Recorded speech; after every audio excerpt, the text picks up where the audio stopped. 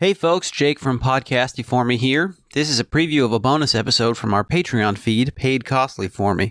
If you like this and you want to hear more, you can head on over to patreon.com/podcastyforme, where for $5 a month, you can get a new bonus episode every other week. That's patreon.com/podcastyforme. Enjoy!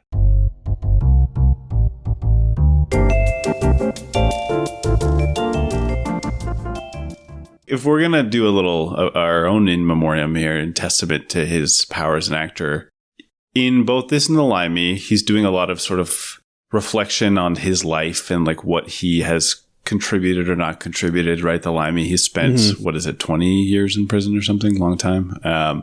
And missed his daughter's life and is trying to... They call it the Nick in this, which is another connection to Steven Soderbergh. That is true, yeah.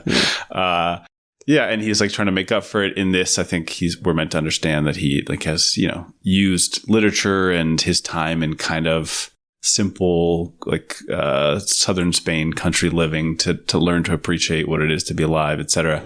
But read books. Exactly. Like Mao. I think.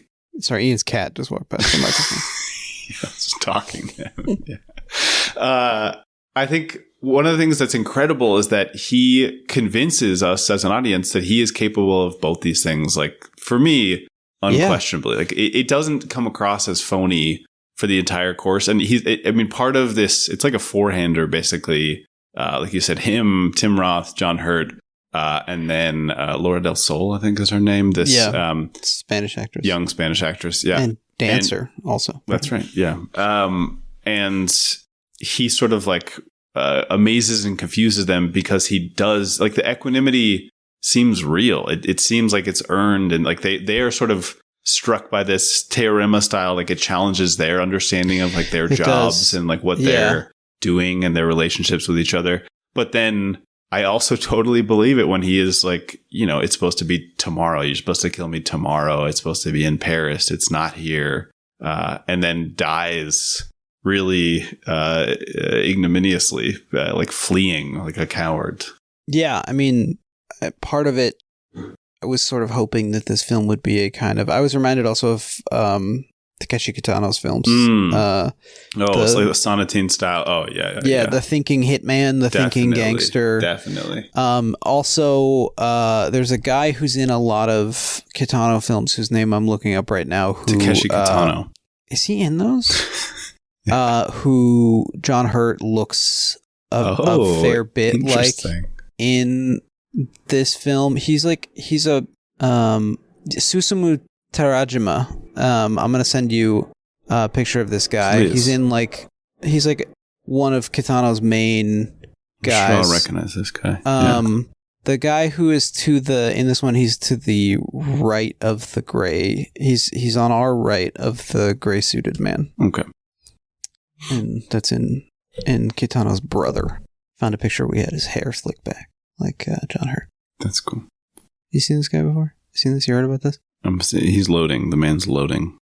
Oh, yeah. I know what you mean. Yeah. He's a very slim, sort of drawn-faced, cool guy. You can imagine him having a cigarette dangling out of his mouth at such an angle that there's no way it could still be in there. Yeah, for sure. Yeah, he's a cool guy.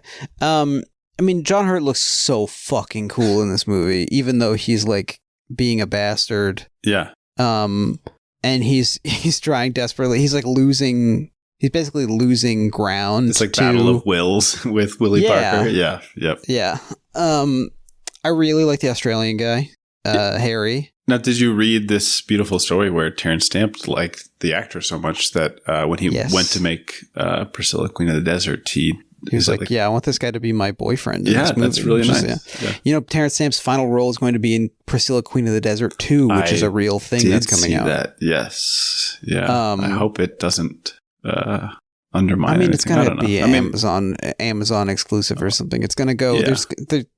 There's going to be you're going to be able to spend $4.99 and get that and Coming to America and Beverly Hills Cop 4 Axel F. I also I don't know if it makes it more or less vulnerable to have its legacy be besmirched when the original films like kind of a campy mess, right? So like, I've seen it. Oh yeah, it's good. I think it's nice, but it's I don't support that kind of. Okay, so. That's why you wanted to look up Steven Frears strands. Yeah, yeah. Make sure he agrees with me. Yeah. No, we can't joke about that because the UK guys, they love to say that nasty stuff. No, I actually really hate I hate TERFs everywhere, and I support trans people. I think that they're great, and they're also normal. They're both special and normal. Yeah, I mean, I think Priscilla, Queen of the Desert.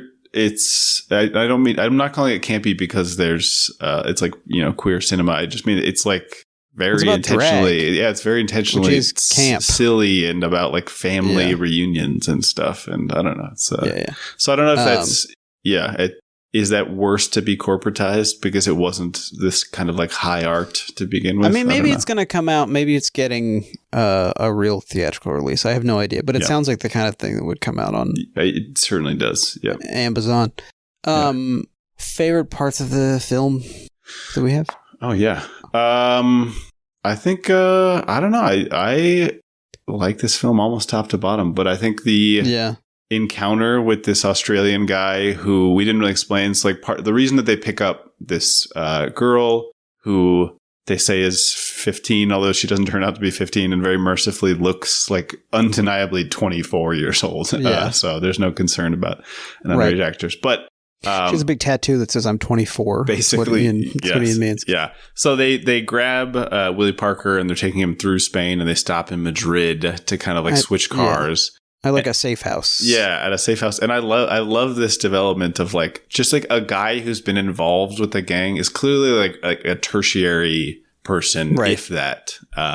Like he's probably, like a normal businessman who also works as a fence or something. He's like, remember me from Rome. Yeah, exactly. And he's just been like squatting here because he knows nobody uses this apartment. Right. And he spends his time watching Australian rules footy and stuff. And I think it's just a great like early mortal experience. I guess it's not the first one. Some Spanish guys get blown up very early on in the film, but this is like another guy who didn't really have a chance to settle up, or like figure out his affairs, seemed to think that his life was on some kind of upswing because he's dating this person he believes to be like a 16-year-old Spanish girl. Yeah, there's a little bit of a gesture toward Spain's post-Franco economic troubles and that he said she was like from a good family, and then she Princess on the Hill sex work. Exactly. Yeah. But the fact that that's the first, I think, like major death in the movie is this guy who's like major death. Yeah. He's like living like an okay life, sort of. It doesn't seem like it's not like his existence is terrible, but squatting in a penthouse, watching football and dating some lady, Could and be then worse, I guess. That's his end, I think. I don't know. It's like kind of like theme setting that doesn't feel like it's hitting you over the head. I think, we're talking about Teorema, where early on in the film, I think you can sort of say like, I get it. And also like these in Teorema, as I think it's like a fine movie, but the characters are like barely characters. It's so fascinating to me thinking about like a big emerald fennel head who's like a 22-year-old who's excited to throw on this other movie that's going to give them the same sort of TikTok ready tantalizing moments as Saltburn. Want to hear the rest of the episode? Go to patreon.com/podcasty4me and sign up for just $5 a month. We're sorry we do this.